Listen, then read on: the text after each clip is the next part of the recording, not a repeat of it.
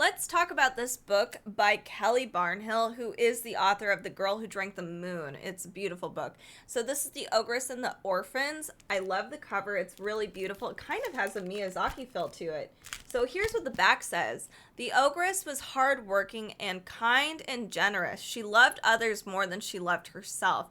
This can be a problem, of course, sometimes, but it can also be a solution. So what this book is about is we have this community called Stone in the Glen, and they're falling on hard times. Now, the mayor of the town claims that he's been a slayer of dragons. Nobody knows anything about dragons, and they're like, sure, you probably are telling the truth.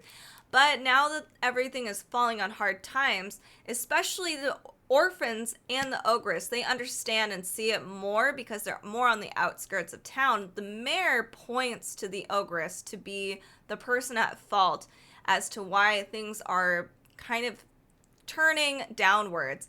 Now, the children, the orphans, know that the ogress is very generous, she's very kind, and she actually secretly gives gifts to the community of Stone in the Glen, all throughout the year. She's very, very wonderful. So the orphans have to discover who the actual person is at fault, and they realize that it might be somebody really important. This is a story about community and how community needs to work together, about generosity and friendship. It's a really beautiful book. Great for mid-level readers, published 2022. This is about 400 pages long.